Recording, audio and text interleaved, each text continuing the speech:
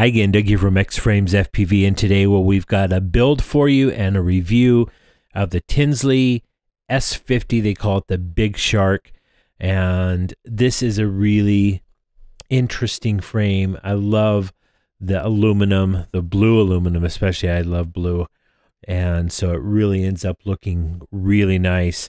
This is a True X. This is, or no, I believe this is actually, let's check this out. I believe it's an H.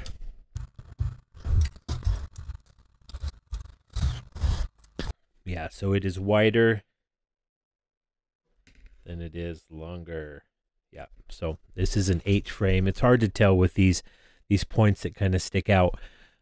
This is a great little freestyle frame, not super heavy. We're going to get some measurements on it a little bit later. But you know, standard fare, 4 millimeter arms. This nice aluminum plate, lighter than the F50, which is also by Tinsly. And because it's got quite a bit of machining, probably costs them more to do, but really a well laid out frame with some nice hardware. And so let's go ahead and get right to the build. All right, so what I have found to be the easiest way to build this is you take the mid plate, and then the bottom plate. Grab one of these screws. It's going to go in the outer edge, so you can go through here, through here, and then you can kind of line it up with the bottom plate. Come on, baby. Come to Papa. All right, let's see here. See, this microphone gets in my way and I cannot see. There we go. I cannot see if something's lined up because I only have one eye, you know, and that depth perception thing. There, that looks perfect, right? One thing I will tell you too on these is it makes sense to line everything up because it's really easy to get them where they're just a little bit off like that.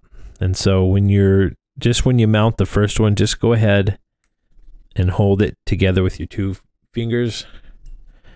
Hopefully yours aren't as fat as mine because it makes it a lot easier. And then get it lined up. And that way it'll make it really easy for the next ones moving forward. So then we just drop.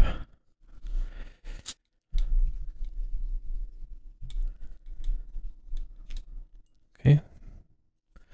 Number two. See, now they're both lined up without any problems whatsoever.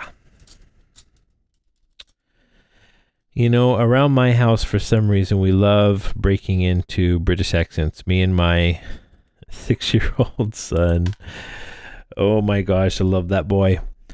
And he loves talking in a British accent. And we just had two customers of mine, and they've become really good friends. They're one's from the UK, but he now lives in Singapore, and then the other one is actually from Singapore. And so these guys, these are not. The alignment is just somewhere is a little off, and it's not off in the how I have it mounted. So you gotta just work with it a little bit. But anyways, of course, being a Brit, he has a British accent, right? That would make sense. If he didn't have a British accent, if he was a Brit and he had a Australian accent, then it would be weird. But every once in a while, I've always done it. I break into, you know, a bit of a British accent. And sometimes it sounds like a little bit between British and a little bit between Australian. But anyways, I kind of was embarrassed the first time I did it around him because I just did it kind of naturally. But he kind of laughed at it. So I had my 6-year-old son do his accent for him, and he absolutely loved it. Nothing like the sweet voice of a 6-year-old. Okay, now one thing I will show you, this is the F50. They included the screws for the standoffs, and in this one they did not. It does not come with a PDB. It does come with an XD60, but no PDB. So we're going to go ahead, because we can still get to this inner stack screws even with this really nice 3D silicone pad. I love these. I buy these just the long strips and use them on my builds, and it's the best solution that I have found so far for these two as far as longevity. And if they get dirty, you just take a little water or even soapy water and put them on there. Okay, so there's all four. Now it's really straightforward from here. Okay, so now we're going to come up from the bottom with the M3x8s.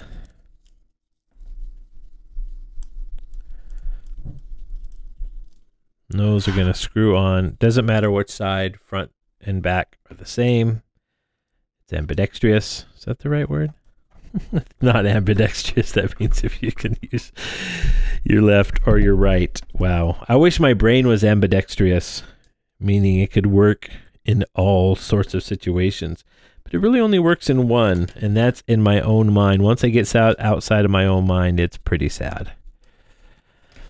But we survive and we move on. All right. So I thought by the box that this was going to be a smaller one, just looking at it real quick. They sent me 2 frames, Tinsly RC did. And so, but they're both 5-inch.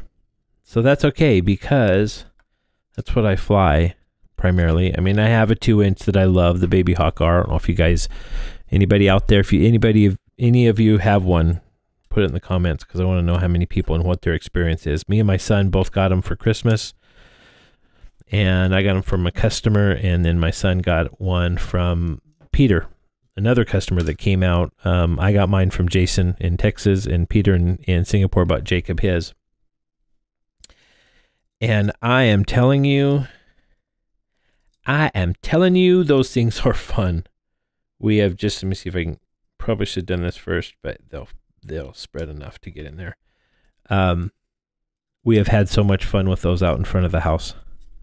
Just unbelievable how well those perform. Still running the 2-inch arms on them.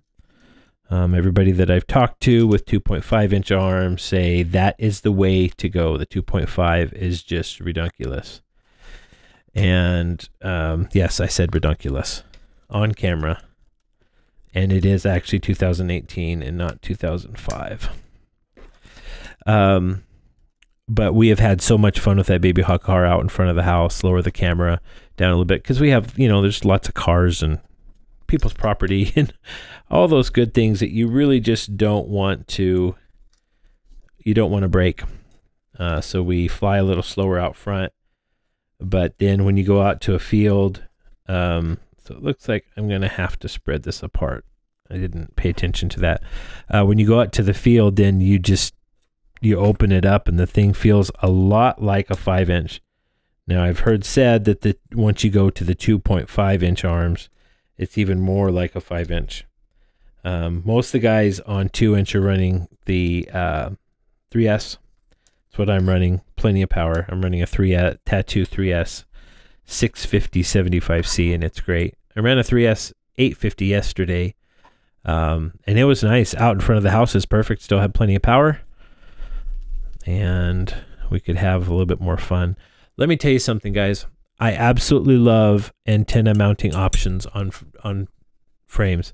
It's one of the things that separate a good frame from an amazing frame, because it just makes it so easy. I was talking to Jason in Texas yesterday, and there's been times, especially on certain frames, that I have spent a couple of hours trying to find the perfect location to mount a antenna, especially on a really compact build, and you want it and it's going to a racer.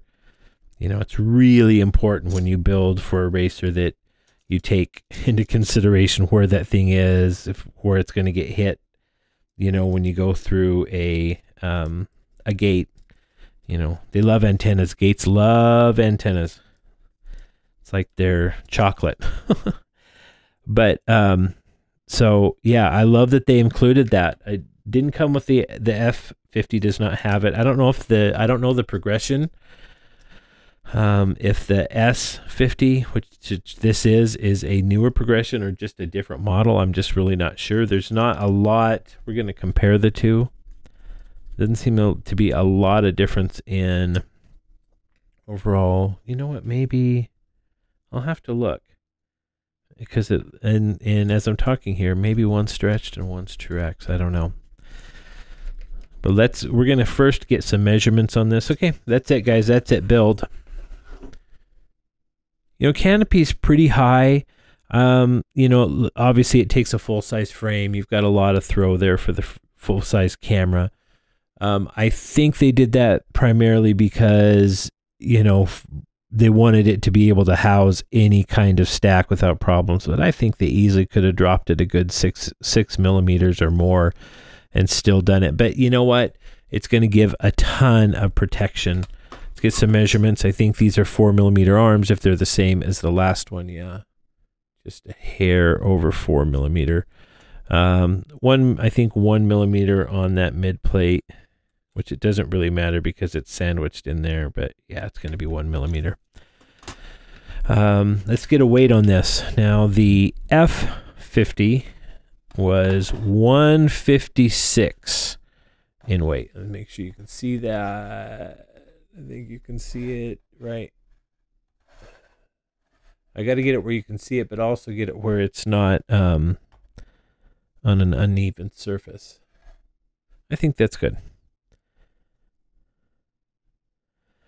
111, a lot lighter for the S50 than the F50. Yeah, 157 versus 111. Now let's look at the footprint here of the two. Yeah, the F50 is a little longer. So this, I believe, is going to be, let me measure out the distance between, I'm comparing the two because they're both from the same company, and so you can get an idea of, hey, which one do I want to order? 144. Yeah, no, this is more of an H style. It's hard to tell with those long, but yeah, it's definitely wider. So this is more of an H style frame. I think a lot of the weight reduction comes from this top being so, there's a lot, it's machined a lot more. I don't know if this is a newer progression, but you know, this is more of a stretch. Let's pull out a little bit so you can see what I'm talking about. This is more of a stretched X, and this is more of an H style. So you can see the two. I really like, you know, if I was to choose which one, obviously I like lighter. 111's great, super stiff, and no problems at all just putting this thing in the air. So I'm going to put, I may actually put, I have some F40s. I may put the F40s. I was going to put the Hyperlite V2s on here, but I have some F40s, lower KV, but they'd work really good on here and look good because they're the F42s, which are black and gold. And then I have some Hyperlite V3s, some used ones that I might put on this because they're blue, and it would just really make a really good frame at 111 grams. So I'm happy with this. I really like it. No issues. You know, we had some issues with one of the screws, the mounting for the top rack or pod, whatever you want to call it, being stripped out on the other one. No issues on this whatsoever. All the hardware was included. Nothing. It didn't come with the screws for and all the spacers for the stack, but that's not a big deal. A lot of times I don't use the stuff that's stock. It doesn't come with a PDB, and that's absolutely not a big deal because the PDB goes in when I get them now. PDB just goes in this pile of a bunch of PDBs that I have that I will never use because I'm using 4-in-1s on everything, or all-in-ones, right? So all in all, Tinsly, this is the S60 or S50. Sorry, this is called the Big Shark. I would say this is definitely one to look at. I wouldn't have any problem with flying this. As a matter of fact, I will build this up and probably keep it for a while and see what the durability is. You know, the carbon fiber on this is just like the other one. Carbon fiber is good quality carbon fiber. Be nice if the arms were chamfered, but they're not. Really good protection here for your motor in a hit. And it's really great too because they make a nice dart as you land. I've got a picture of my son's RR5 literally just stuffed into the ground. It looked like half of it was gone. But yeah, Tinsly RC, I think they've got some good designs. I like this one a lot because it does have a lot more machining. That costs them more money, but it really makes a difference to have that instead of having all the aluminum, you have it cut out and then you have the standoffs that kind of make the connection. So I like that. Would love to see a mini camera option mount for this. Because, you know, the mini camera mounts, most of them, they go off the standoffs. So you'll have to do a little bit of, you have to either 3D print something or do a little bit of work to get this going with a mini camera, or I'm sorry, micro. Mini's straightforward. You just put the mini to full size mount on there and it's straightforward. So that's it. That's a Tinsly S50 Big Shark. And you can check them out. I'll put the link in the description, but their website is www.tinslyrc.com. You can check out my website, www.xframesfpv.com. Only go to the custom build section, because that's the only section that actually has pictures of my stuff. The rest of it's stuff that the builder put in there, and I haven't yet had time to redo it. So appreciate you guys. Hope you get some time to fly.